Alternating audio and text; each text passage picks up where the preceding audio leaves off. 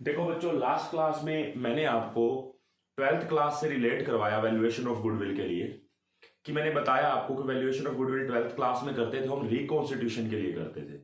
यहाँ पे हम जो पढ़ रहे हैं ना, वो गुडविल निकाल रहे हैं, अपना बिजनेस बेचना है तो उसके लिए हम अपनी गुडविल चेक कर रहे हैं। फिर मैंने आपको ये बताया कि वहां पे हमारे कौन कौन से मेथड्स हुआ करते थे। सबसे पहला मेथड था हमारा एवरेज प्रॉफिट मेथड, जिसके अंदर सिंपल एवरेज और वेटेड एवरेज आप निकालते थे। फिर सुपर प्रॉफिट मेथड, फिर कैपिटलाइजेशन मेथड। लेकिन यहां पे दो मेथड्स और हैं। वो कौन सा है? एक एन्युटी मेथड और एक परचेज कंसिडरेशन मेथड। डिस्कशन होगी, मतलब मैं आपसे पूछूं गुडविल निकालने के लिए अब टोटल मेथड्स कितने हो गए? एक तो एवरेज प्रॉफिट मेथड, एक सुपर प्रॉफिट मेथड, तीसरा कैपिटलाइजेशन मेथड, और फोर्थ और फिफ्थ जो है, जो आपके ट्वेल्थ में नहीं थे, एक तो परचेज कंसिडरेशन मेथड और लास्ट है एन्युटी मेथड। तो ये मेथड की डिस्कशन भी होगी जब क्वेश्चंस करेंगे। मैं आपको यहां पे क्या समझा रहा हूं इस क्लास के अंदर, एडजस्टेड प्रॉफिट कैसे निकालते हैं। मैंने आपको लास्ट क्लास में बोला था कि मैं भी आपको ना बता रहा हूं कि प्रॉफिट्स अलग अलग तरीके से गुडविल कैसे निकाली जाती है, अलग अलग मेथड से। अब मैं आपको बता रहा हूं कि जो प्रॉफिट्स हमारे को प्रॉफिट एंड लॉस अकाउंट में गिवन होते हैं, जैसे आपको 5 साल का एवरेज प्रॉफिट निकालना है, लेकिन वो प्रॉफिट गुडविल निकालने के लिए करेक्ट नहीं है, तो पहले मुझे उसको गुडविल निकालने के लिए करेक्ट करना पड़ेगा। इसका मतलब ये नहीं है कि जो प्रॉफिट निकले हुए वो गलत है।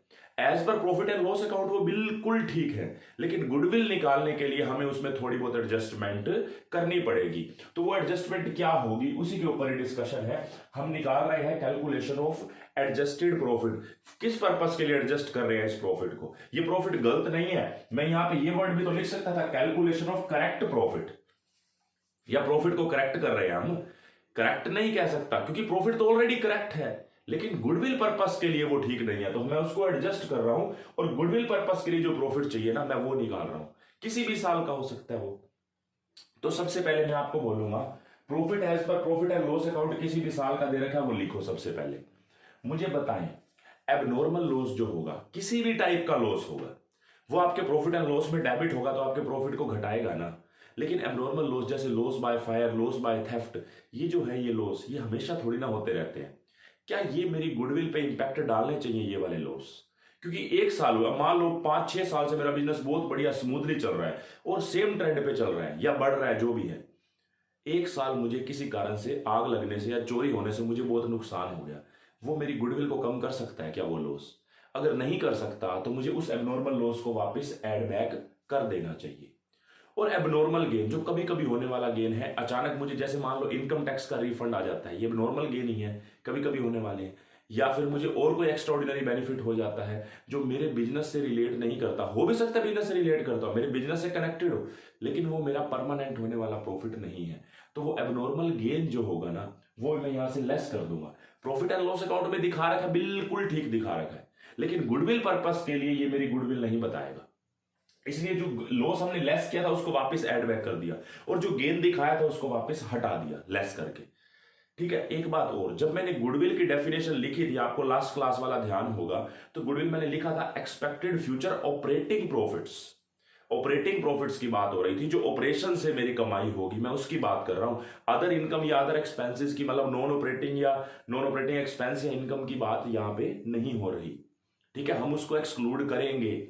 अगर खर्चा वो घटा रखा है तो उसको ऐड बैक करेंगे नॉन ऑपरेटिंग एक्सपेंस को, और अगर इनकम दिखा रखी है तो नॉन ऑपरेटिंग इनकम जो है वो माइनस भी करेंगे। ठीक है, तो ये नॉन ऑपरेटिंग इनकम हमने यहां पे माइनस करनी है। ऐसे एक्सपेंस जो है नॉन ऑपरेटिंग, वो ऐड बैक भी करेंगे। उसके बाद बात करते हैं, ठीक है, इनकम फ्रॉम इन्वेस्टमेंट। इन्वेस्टमेंट से जो मेरी इनकम है, ये मेरी इन्वेस्टिंग एक्टिविटी है। अब जो इन्वेस्टिंग एक्टिविटी का जो प्रॉफिट है, वो मेरे ऑपरेशंस का प्रॉफिट तो नहीं है। मैंने आपको कल एग्जांपल भी दिया था कि अगर मेरी कमाई मेरी ट्यूशन से हो रही है, मुझे आपको पढ़ाने से कमाई हो रही है, इसके अलावा मेरे पास कोई प्लॉट है, वहां से मुझे इनकम हो रही है, क्या मैं उसको रेंट पे दे देता हूं, या कोई बिल्डिंग है उसको रेंट पे दे देता हूं, या मैं शेयर्स में पैसा लगाता हूं तो वहां से डिविडेंड की कमाई होती है, ये सारी इन्वेस्टिंग इनकम है। इसको मैं यहां से हटा दूंगा, ये गुडविल पर्पस के लिए बिल्कुल भी ठीक नहीं है। उसके बाद देखो, एक ना मैंने एसेट्स खरीदी थी, एक प्लांट एंड मशीनरी खरीदी थी, उसको गलती से ना मैंने खर्चा मान लिया। खर्चा का मतलब नॉमिनल अकाउंट मान के, और प्रॉफिट एंड लॉस अकाउंट में सारा का सारा खर्चा एक ही बार में दिखा दिया। सोचो ना, मैंने मान लो 50 लाख का एक प्लांट खरीदा है और उस एंट्री कर दिया प्लांट अकाउंट डेबिट, और साल के एंड में उसको PNL account debit to plant कर दिया, मतलब सारे के सारे सालों का डेप्रिसिएशन एक ही बारी में पीएनएल में चला गया। जब सारी वैल्यू ही चली गई तो मतलब मैं उसको पहले साल ही बुक से हटा रहा हूं, खरीदते ही साथ के साथ खर्चा मान के। तो ये ट्रीटमेंट गलत है। जो मैंने वो प्रॉफिट घटाया है ना, उस प्रॉफिट को मैं वापस से बढ़ाऊंगा। तो कैपिटल एक्सपेंडिचर को जिसको गलती से रिवेन्यू मान लिया गया था, तो वो मेरे प्रॉफिट को बढ़ाया जाएगा। लेकिन जो अगर मैंने इसको एसेट्स को गलती से खर्चा मान लिया था, अब एसेट्स मान लिया ना, इसमें एड बैक करने से मैंने उसको अपना एसेट्स मान लिया। जब एसेट्स मान ही लिया है तो उसका डेप्रिसिएशन भी तो लेस करना बनता है। तो जो मैंने ऊपर ऐड बैक किया है उसका डेप्रिसिएशन भी तो घटाओ, डेप्रिसिएशन ऑन द अबव इसका माइनस कर दो, क्योंकि अगर उसको एसेट्स मान लिया है तो।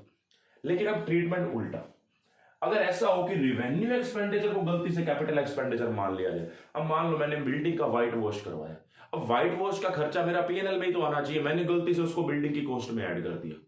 अब बिल्डिंग की कॉस्ट में ऐड किया तो उसके ऊपर डेप्रिसिएशन भी लगा होगा। तो कहने का मतलब है वो बिल्डिंग की कॉस्ट में नहीं जाना चाहिए था, वो खर्चा माना जाना चाहिए था। अगर खर्चा माना जाना चाहिए था तो मैं खर्चा लेस भी करूंगा। तो रिवेन्यू एक्सपेंडिचर जिसको मैंने कैपिटल मान लिया मैं उसको लेस करूंगा, और इसका जो डेप्रिसिएशन है जो गलती से लगा चुके हैं उसको, मतलब प्रॉफिट घटा चुके हैं, उसको वापस ऐड बैक करूंगा। तो डेप्रिसिएशन ऑन द अबव क्या हो जाएगा, ऐड बैक हो जाएगा।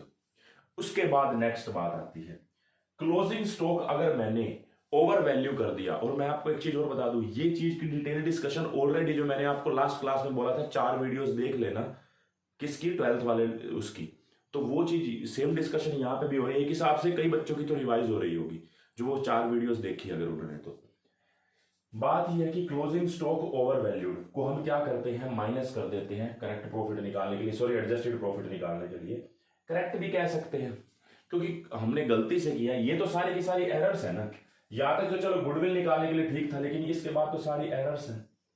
ये एरर्स तो वैसे भी इसका ट्रीटमेंट होना ही चाहिए, चाहे प्रॉफिट एंड लॉस अकाउंट है उसमें भी तो गलती ही है ये सारी, कि कैपिटल को रिवेन्यू मानना, रिवेन्यू को कैपिटल मानना, या क्लोजिंग स्टॉक को गलती से ज्यादा दिखा देना। सिर्फ आप ये बात को मान के चलेंगे जितने भी ये सारी एरर्स ही हैं, ये तो वैसे भी करेक्ट होनी चाहिए, चाहे प्रॉफिट एंड लॉस अकाउंट का प्रॉफिट दे रखा है तब भी। देखो मेरी बात सुने, क्लोजिंग स्टॉक अगर आपका ओवर वैल्यूड है, मतलब क्लोजिंग स्टॉक हमने क्या कर रखा है, ज्यादा दिखा रखा है। आप ध्यान से समझे, अगर ये मैं आपको समझाऊं, ये जैसे ट्रेडिंग अकाउंट है, ट्रेडिंग अकाउंट के क्रेडिट में ये क्लोजिंग स्टॉक मान लेते हैं 50,000 आना था और गलती से 60,000 दिखा दिया।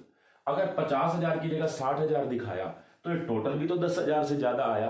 अगर टोटल 10,000 से ज्यादा आया तो इस साइड ग्रोस प्रॉफिट भी तो 10,000 से अप हो जाएगा, प्रॉफिट भी 10,000 से अप होगा तो नेट प्रॉफिट भी ज्यादा आएगा।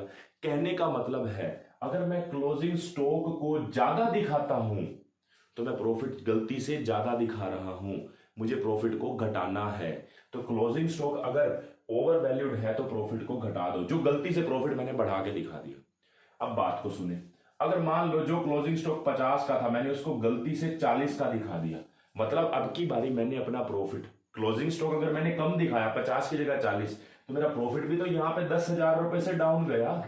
अगर 10,000 से जीपी डाउन गया तो एनपी भी डाउन गया होगा। इट मीन्स अगर क्लोजिंग स्टॉक अंडर वैल्यूड है तो मेरा प्रॉफिट कम हो गया होगा, मुझे उस प्रॉफिट को बढ़ाना पड़ेगा। तो क्लोजिंग स्टॉक अगर अंडर वैल्यूड है तो मैं बढ़ा दूंगा प्रॉफिट को, और जो इस साल का क्लोजिंग स्टॉक होगा वो अगले साल का ओपनिंग भी तो बनेगा। कहने का मतलब है अगर इस साल का क्लोजिंग स्टॉक बढ़ा के दिखाया है तो अगला साल जो आएगा उसमें ओपनिंग स्टॉक भी तो बढ़ा के दिखाया होगा। और अगर इस साल का अगर मान लो क्लोजिंग स्टॉक बढ़ा के दिखाया, मान लो जैसे 60 दिखाया तो प्रॉफिट भी 10,000 से ज्यादा दिखाया, तो इस साल का अगर मैंने प्रॉफिट ज्यादा दिखाया है तो यही अगले साल का ओपनिंग स्टॉक भी बनेगा। और अगर ओपनिंग स्टॉक ज्यादा दिखाया है तो प्रॉफिट कम दिखा रखा है। जैसे आप समझे बात को, मैं आपको समझाता हूं। जैसे देखो यहां पे ना आपका रफली समझा रहा हूं, ये ट्रेडिंग अकाउंट का थोड़ा स्पेस की कमी है लेकिन आपको समझ आ जाएगा। जैसे मान लो यहां पे ओपनिंग स्टॉक आ गया, ये था 5,000 रुपए का, और परचेजेस थी आपकी 1,00,000 रुपए की, सेल्स थी आपकी 1,30,000 रुपए की, और क्लोजिंग स्टॉक था आपका 20,000 रुपए का। ठीक है, तो यहां पे टोटल हो गया। मैं डायरेक्ट एक्सपेंस भी लिख देता हूं, जैसे मान लो 10,000 रुपए के डायरेक्ट एक्सपेंसेस भी हो गए। अब देखो टोटल करो, 1,30 + 20 1,50,000, सेल्स और क्लोजिंग स्टॉक है, दोनों का टोटल 1.5 लाख रुपए आ गया।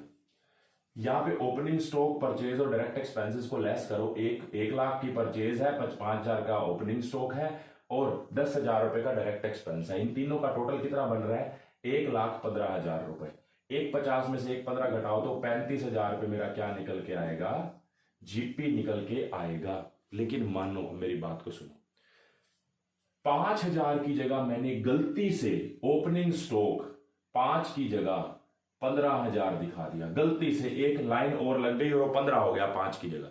अगर ये ज्यादा हो गया तो ऑटोमेटिकली प्रॉफिट कम हो जाएगा। आप चेक करके देखिए, 1.5 लाख में से अगर मैं 1,15 और 10 1,25 घटाऊंगा तो प्रॉफिट कितना बचेगा? 25। अगर 5 लिखता तो यहाँ पे 35 आता। कहने का मतलब है, अगर मैं ओपनिंग स्टॉक को ज्यादा दिखा रहा हूं तो प्रॉफिट को क्या कर रहा हूं मैं? अगर ओपनिंग स्टॉक ज्यादा दिखा रहा हूं तो प्रॉफिट को घटा रहा हूं। तो मुझे प्रॉफिट को बढ़ाना है। मतलब अगर ओपनिंग स्टॉक ओवर वैल्यूड है तो प्रॉफिट बढ़ा के दिखा रहा हूं, उसको कम करना है। और अगर ओपनिंग स्टॉक को ज्यादा दिखा रहा हूं तो प्रॉफिट घटा रहा हूं, उसको मुझे बढ़ाना है।